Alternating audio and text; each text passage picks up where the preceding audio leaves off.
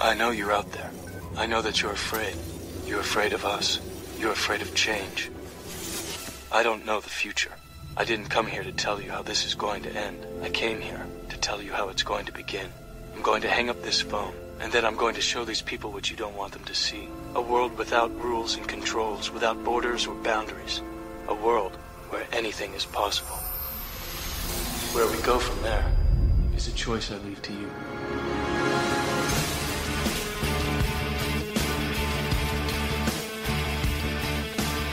The KrisAnne Hall Show. Any varmint that crosses that lady's path has met its match. Come on! Rise and shine, liberty-loving patriots. Welcome to the KrisAnne Hall Show. KrisAnne Hall here, KrisAnnehall.com. I want you to get out your pen and paper. I want you to get ready for a very, very important lesson today. We're going to connect some dots, and we're going to give some solutions. And we are going to talk about some very, very important things today. Some things that I'm afraid are not being talked about in the way that they need to be talked about, and some solutions that we have to some very, very serious problems. Our framers were very clear in what they did and why they did what they did, and that they created a constitutional republic. Remember, Thomas Jefferson tells us all the way in the beginning from the Declaration of Independence that governments are instituted among men, deriving their just power from the consent of the governed.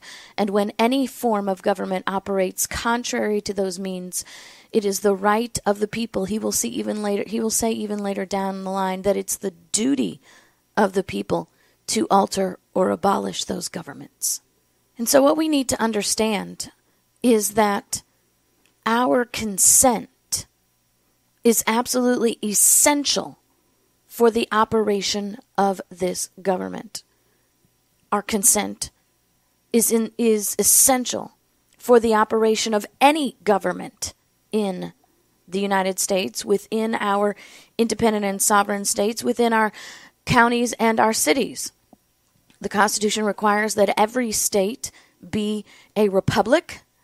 And in a republic, laws are created by representatives through equal representation of the people, which means that the consent of the people drive the government.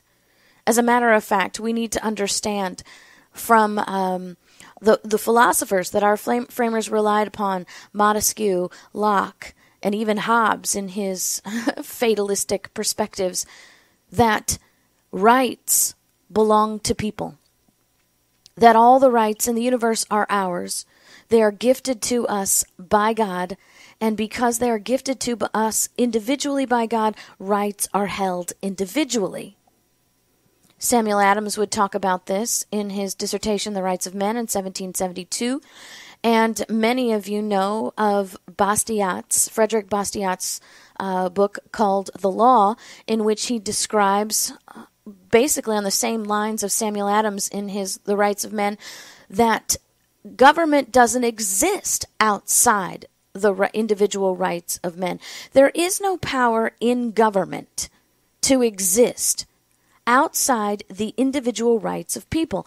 So what we need to understand here from the very beginning is that governments are instituted among men, deriving their just power from the consent of the governed. Where does our consent originate? Our consent originates from the understanding that all men are created equal and endowed by their Creator with certain inalienable rights. Republics are built upon the principle that all men are created equal, and therefore all men need equal representation.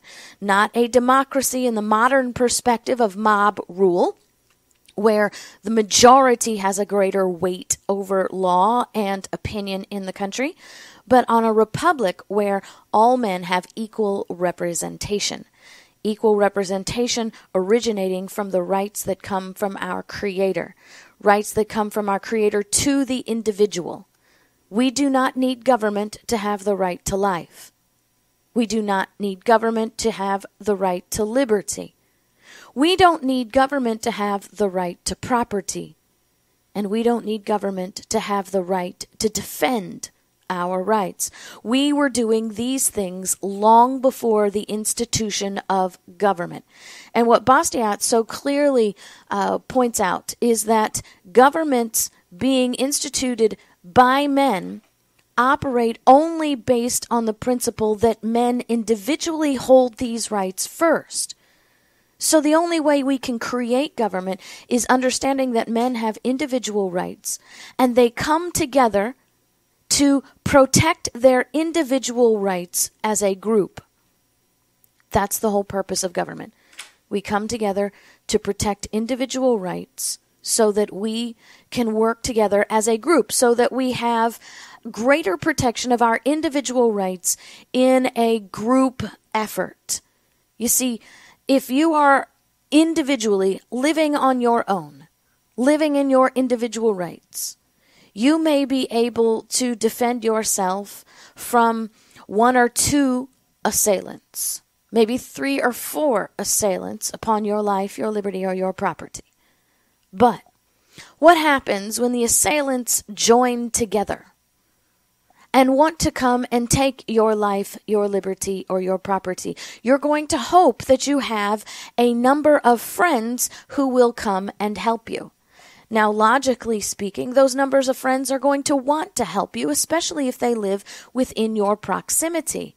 Because if these groups of people who want to come and take your life, your liberty, and your property are able to successfully take your life, your liberty, and your property, then they amass greater power and they will come after your neighbors. So neighbors, seeing the value in joining together to protect life, liberty, and property, have created government. Now, the interesting thing is that more often than not, those bands of organized persons who came to steal life, liberty, and property were not just organized criminals. They were governments. I'll remind you of the history that we learn when we learn the history of the American Constitution based on British history of their liberty charters, that the Anglo-Saxons were living in small communities without a central government. They had come together to create small communities, banding together the power of their individual rights to protect each other. Why? Not be from their bands of hordes of robbers, perhaps, yes, but because they were being attacked by foreign kingdoms. Foreign kingdoms who wanted to bring them into their fold against their will. Foreign governments wanting to come in and take control of their life, their liberties, and their properties. And so they band together in small communities, but the small communities were insufficient to protect them from large government invasion. So they banded together to create their own kingdom. A kingdom, a unique kingdom, what we would call today a limited monarchy, because the monarchy they created in the Anglo-Saxon world was a monarchy that was limited by the people. The agreement, the Ethelred Agreement of 1014, told Ethelred, "We will allow you to be our king on one condition. Your only job is to negotiate and protect us in matters of foreign affairs. You will leave us alone to govern ourselves in small communities," recognizing that the rights belong to the individual, that individuals come together to collectively protect their rights, and that collection of individuals have no rights superior to those of the individual unless the individual is violating the rights of someone else. And so these are very, very important basic principles that we must understand. We must understand that individual rights outweigh the collective when the collective wants to take the individual's rights without proper due process and recognition of those individual rights. That's why government has a limited power over the individual. That's why governments must be instituted among men, deriving their just power from the consent of the individuals. And that whenever any government operates contrary to that consent and contrary to the principles of individual liberty, which create the power of government, I don't feel like I'm making this clear enough. Government has no power without the individual's consent. Because government was not created by the Creator in individual power. Government was created by men based on the individual rights and the power that emanates from those individual rights. Natural law says that the creation is always inferior to the Creator. You cannot create something more powerful than yourself because you have no power beyond what you have. And so, when government exerts power greater than the individual possesses on its own, Bastiat does this so much better than I do. You must get a copy of the law. And as a matter of fact, they have a children's version of the copy of Bastiat's The Law to help kids understand these principles, which they should be learning in school, but they're not. We need to understand that when the government exists in a power greater than has been delegated to it, it operates contrary to natural law. It operates contrary to the natural order of the universe, and it is therefore operating with unlawful, stolen power that has no legal force. And so what we need to understand here is that the bottom line to all of this is the consent of the people. That's why our states are republics. That's why our federal government is operated via a constitutional republic, because everything hinges upon the consent of the governed. And when we give up that consent, we are no longer a republic. We are subjects in a kingdom. And the consent is the key to controlling government.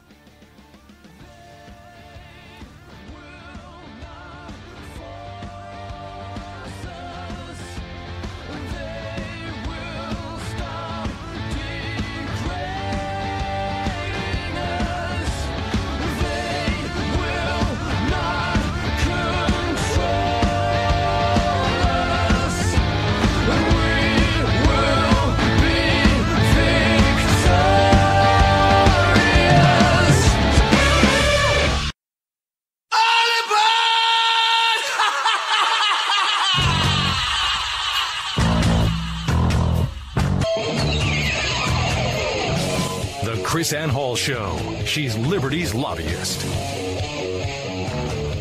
Now, in understanding consent, we must understand how it's supposed to work. And we can understand this by a principle that was created to operate the federal government. Our framers guided us through this principle. We'll get down to the individual level in a minute, but I want to show you from the big picture what our framers did, because they explained this very, very well. Knowing and understanding this principle will give us the understanding of the power that we hold to control the federal government.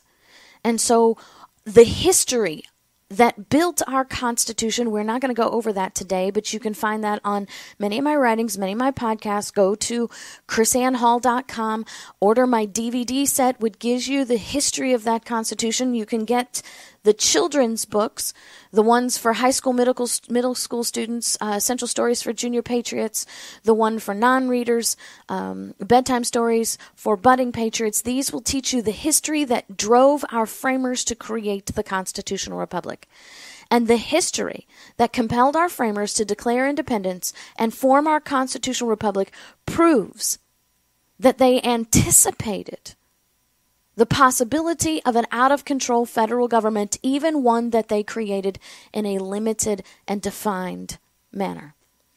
Now, They gave us checks and balances, and the principle of this check and balance is something that we must understand if we are going to do anything about the wickedness that we are seeing in government today.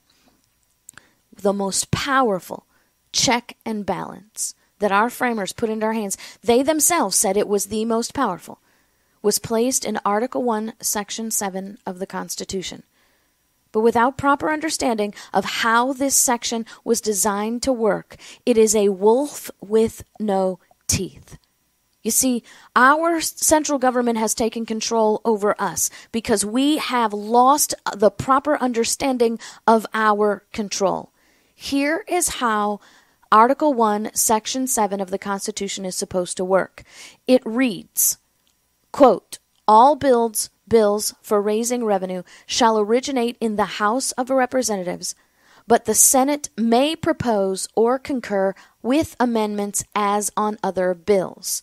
Now, that's a very simple clause that has been so distorted out of proportion because we, the people, who are in power, in charge of the government, in power over our rights, in power over our consent, do not know what that means, and we do not understand when government changes that. So here's how this works. This basically says, very simply, the House must originate all spending and defunding. All bills for raising revenue shall originate in the House of Representatives. The House must originate all spending and defunding. I'll show you how the defunding works in a bit. The Senate, quote, may, end quote, propose amendments. But their involvement is not a requirement. So what we need to understand is the House has the sole authority to fund and the sole authority to defund. And although the Senate may not like it, they technically have no constitutional power to say in the matter definitely one way or the other. And James Madison explains to us why they did this, exactly why.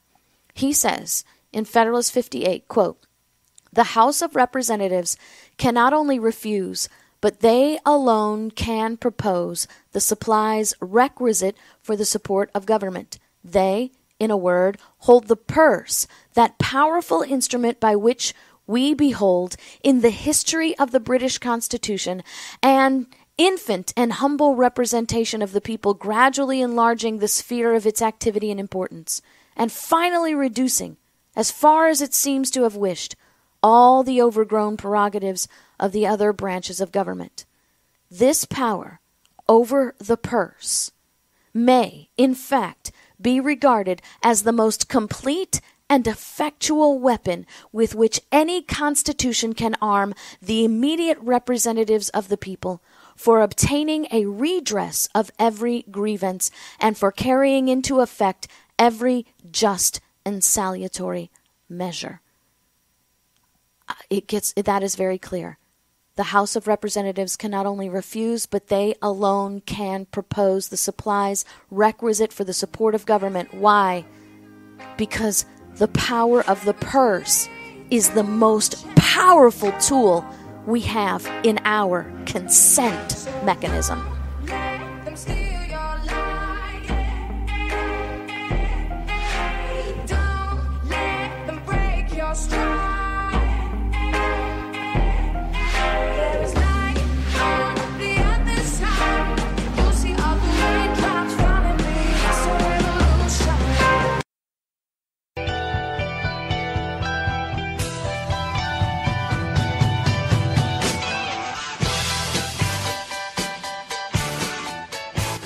The KrisAnne Hall Show. She's Liberty's lobbyist. So let's just summarize here something very important. We are operating with a government who only has power as long as we consent. Because we are the holders of the individual rights by the nature of our creation. Government does not hold rights. They were not created by the Creator, and so they do not have inalienable rights. The The only thing the government possesses is power. That power emanates from our individual rights, and it only exists as long as we allow it to exist through our mutual and individual consent. And James Madison tells us in Federalist Papers 58 that the power of the purse is the most powerful tool, not just for us, but throughout history. Throughout history, it has been regarded as the most complete and effectual weapon which any constitution can arm the immediate representatives of the people for obtaining a redress of every grievance and for carrying into effect every just and salutary measure. The crux of our consent in government lies within the funding and defunding of government. To further clarify this intent, we look at a discussion between Alexander White and James Madison. At this time, they are both members of the U.S. House of Representatives representing the state of Virginia. These are in a discussion of the House of Representatives post-ratification of the Constitution. Mr. White says, and I quote, "The Constitution, having authorized the House of Representatives alone to originate money bills, places an important trust in our hands, which, as their protectors, we ought not to part with. I do not mean to imply that the Senate are less to be trusted than this House, but the Constitution, no doubt for wise purposes, has given the immediate representatives of the people a control over the whole government in this particular, which, for their interest, they ought not to let out of their hands." End quote. Madison responds immediately in the affirmative by saying, quote, "The Constitution places the power in the House of originating money bills. The principal reason why the Constitution had made this distinction was because they were chosen by the people and supposed to be the best acquainted with their interests and ability." End quote. White is saying, look, obviously in the wisdom of the framers, they placed this powerful tool in the hands of the House alone on purpose, and it's not something that we should let go of. And Madison says, oh yes, you're right, White. We absolutely did do that, and we absolutely did do it on purpose. And the reason we did it was because the House was directly chosen by the people, and the House was supposed to be best acquainted with their interests and that power of the purse. This purse is a power placed in the hands of the House on purpose and for a purpose. It is, in itself, an important check on government power, an essential check on government power. Reigns in the hands of the people to control the spending and growth of government. And every time the House fails to maintain this check, every time the House allows the Senate to block a budget or a spending funding bill or defunding bill, every time the House passes a continuing resolution instead of a budget, that vital check fails and the House relinquishes what our framers thought to be one of the most powerful and important tools held in the trust of government for the people. That's how it's supposed to work.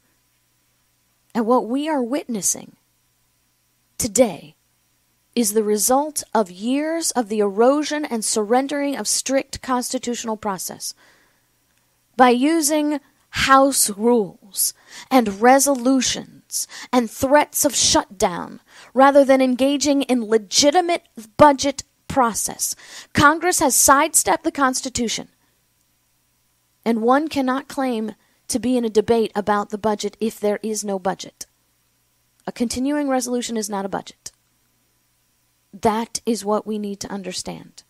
The depth of ignorance as to what the constitutional mechanisms are, and more importantly, why we have them, has allowed our government to be hijacked by those who would destroy this nation by driving us over the cliff of debt to support a welfare state, to support the mechanisms of operation of government that ought not exist constitutionally, that have no power to exist constitutionally. And now we're seeing that mechanism drive a force to engage in human body part trafficking and the murder of thousands and thousands of children a day.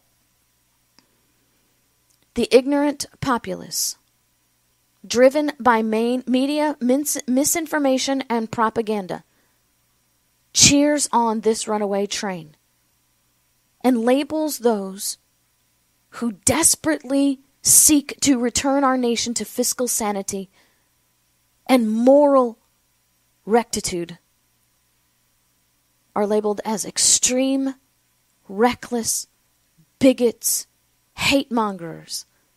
I will tell you what is reckless. I will tell you what is hateful. I will tell you what is extreme. Trying to drive this freight train completely blind and ignoring the operator's manual while our children are tied to the tracks. This train is out of control. Bandits are at the levers. And the builders are doubtless scratching their heads, wondering why we are bent on our own destruction. We have Democrats and Republicans together trying to convince the consent of the people that the ride on this train is the way that they need to go.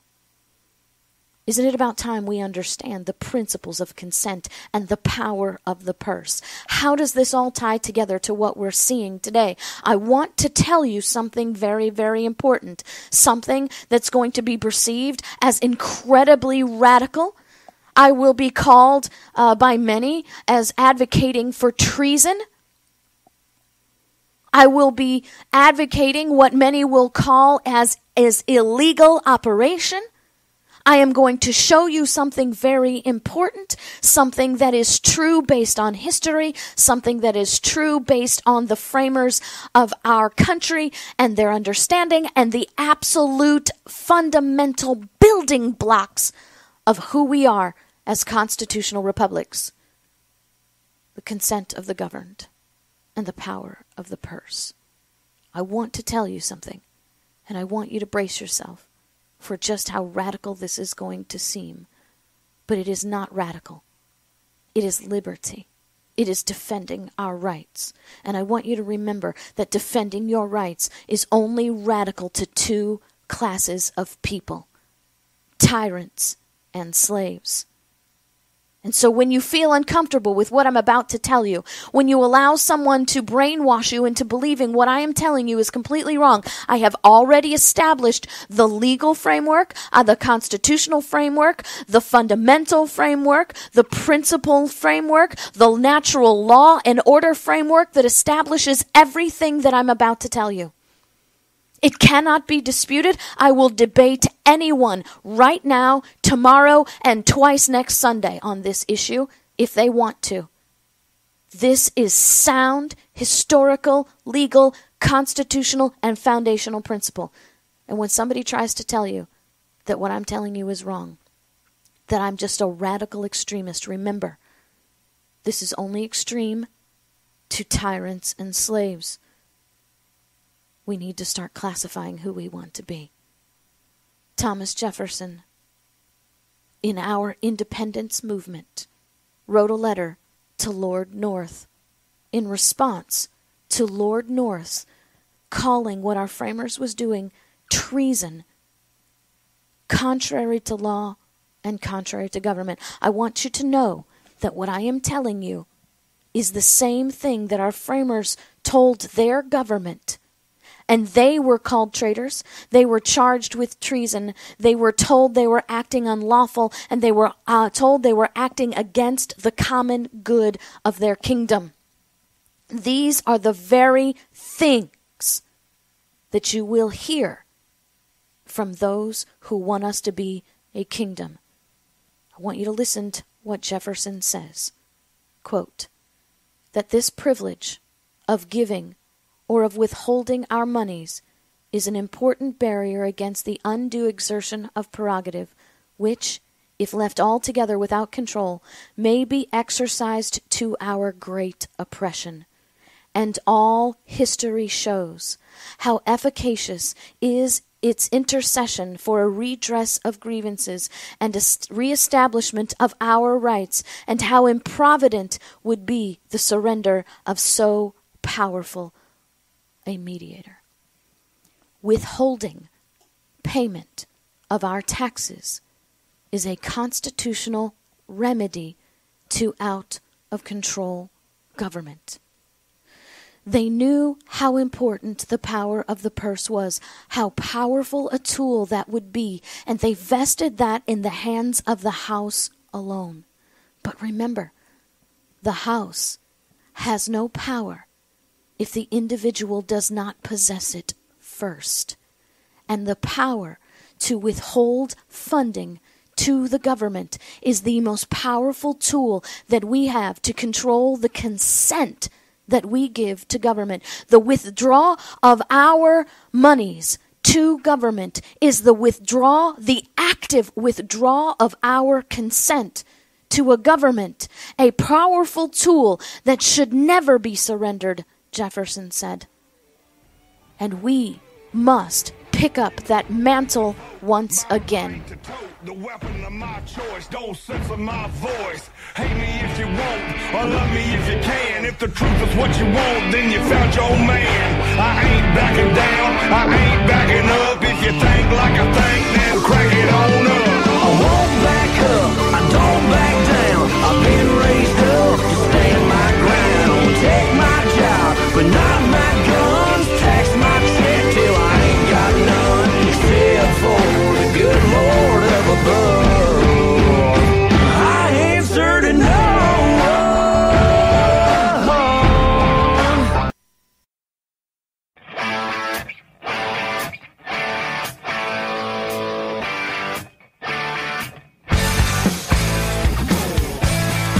The KrisAnne Hall Show.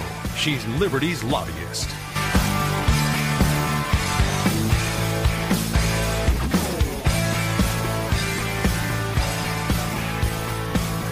Oh my goodness. KrisAnne is telling people they have to stop paying their taxes. What a radical, extreme, treasonous thing. KrisAnne doesn't want to support her fair share. She wants people to live in poverty. She wants people to go without health care. She wants people to go without education. You know what? I want government to operate properly, and I want government to stop funding things that they ought not fund. I want to point out to you something very, very important.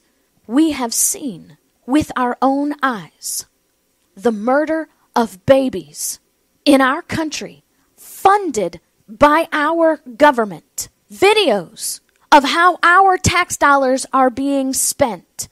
Congress went to vote yesterday to defund this murder and human trafficking of body parts. Don't tell me they're not babies when on the videos they're laughing about their sexual identity.